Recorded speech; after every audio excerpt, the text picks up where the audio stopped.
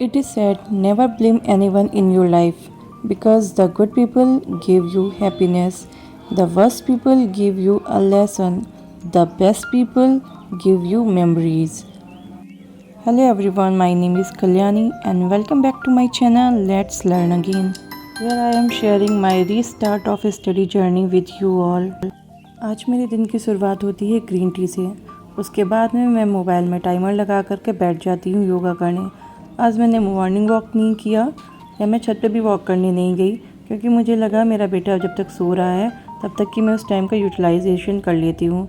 Walk health wise तो बहुत अच्छी है लेकिन उसमें मेरी स्टडी का बहुत सारा टाइम चला जाता है, इसलिए मैं घर में ही योगा करके फिर बैठ जाती हूँ मॉर्निंग का अपना स्टडी स्लॉट कंप्लीट करने। और जिस दिन मेरा बेटा मेरे ही साथ में उठ जाता है उस दिन मैं मॉर्निंग वॉक पे चली जाती हूँ क्योंकि उसके जगते मेरा स्टडी करना नेक्स्ट टू पॉसिबल है। मैं यहाँ पे तैयार कर रही हूँ अपने वोकैब्स और वोकैब्स में लिख लिख करके लर्न कर रही हूँ क्योंकि कहा जाता है कि आप किसी भी चीज़ को लर्न करने में जितने ज़्यादा ही सेंसेस का अपने यूज़ करेंगे वो चीज़ें आपके माइंड में उतना ही लॉन्ग लास्टिंग रहेंगी। मॉर्निंग की स्टडी लगभग मैंने 2 घंटे कंप्लीट कर ली है और अब मैं आपसे शेयर करती हूँ अपनी इवनिंग का स्टडी टाइम। लगभग 6:15 हो रहा है और मैं आ गई हूँ अपने भाई के लाइब्रेरी में। यहाँ पे बहुत सारे बच्चों ने बहुत अच्छे कोटेशंस लिख रखे हैं जो आपको बहुत मोटिवेट करते हैं पढ़ने के लिए। और ये पास की सीट का दिखाती हूँ, रिज़र्व सीट है।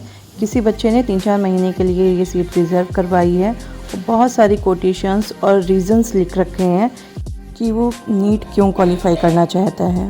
मैं भी मॉर्निंग की वोकैब्स रिवाइज़ करने के बाद में उसके आगे की वोकैब्स लिखना शुरू कर देती हूँ। उसी बीच में मेरे बेटे का कॉल आ जाता है। मेरे बेटे का क्या, मेरी मम्मी ने किया था क्योंकि मेरा बेटा जग गया है और वो जिद कर रहा था मुझे देखने के लिए। उससे बात करने के बाद में मैं फिर से अपनी स्टडी स्टार्ट कर देती हूँ क्योंकि मुझे पता था वो जग गया है तो वो बहुत देर तक मेरे बिना नहीं रह पाएगा, इसलिए मैं कोशिश कर रही हूँ जितना ज़्यादा से ज़्यादा कंप्लीट कर लूँ। फिर दोबारा से कॉल आ जाता है मेरी मम्मी का। भैया मम्मा पढ़ाई कर रही है अभी, तुम शांति से खेल लो नानी के साथ, मामा के साथ बेटू। मैं उसको समझाती हूँ कि मेरी मम्मी मुझसे कहती हैं तुम थोड़ी देर और पढ़ लो, जितना पढ़ सकती हो, जितना ये रुक सकेगा मैं इसको रोके रहूँगी और उसके बाद में अगर नहीं रुकेगा तो तुम्हें कॉल कर लूँगी, तुम विदाउट टेंशन पढ़ लो।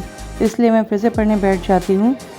मैं यहाँ पर इंग्लिश लिटरेचर का लेक्चर सुन रही हूँ और उसके जो इम्पोर्टेंट नोट्स हैं मैं उनको लिखने की कोशिश करती हूँ। सारे के सारे मैं यहाँ पे नोट्स नहीं बना रही क्योंकि सारे नोट्स ऑलरेडी मेरे पास हैं, बस मुझे उनको रिवाइज़ करना है, इसलिए मैं लेक्चर सुन करके इनके इम्पोर्टेंट पॉइंट को हाईलाइट करती हूँ। लाइफ में माँ की इम्पोर्टेंस ही बहुत अलग होती है। वो अपने बच्चे के ऊपर की सारी मुसीबतें अपने ऊपर ले लेती हैं। स्पेशली मेरी माँ तो ऐसे ही करती हैं। वो जितनी भी चीज़ें होती हैं मेरी सारी तकलीफ़ें अपने ऊपर लेना चाहती हैं और मुझे हमेशा ही मोटिवेट करते रहती हैं लाइफ में आगे बढ़ने को, कुछ स्पेशल करने को। मुझे लगता है अगर आप अपनी लाइफ में बहुत सक्सेसफुल हैं तो उसके पीछे बहुत बड़ा रीज़न आपकी माँ ज़रूर होंगी। मैं यहाँ पे लगभग अपने 2 घंटे की स्टडी कंप्लीट कर लेती हूँ। मैं 6 बजे आई थी और 8 बजे तक की अपनी स्टडी कंप्लीट करती हूँ, फिर घर जाती हूँ। आजकल हमारे खाना बनाने वाली छुट्टी पर है, इसलिए मैं सोचती हूँ कि मैं ही कुछ बना देती हूँ ताकि मैं एक शॉर्ट्स अपलोड कर सकूँ अपने कुकिंग चैनल पर।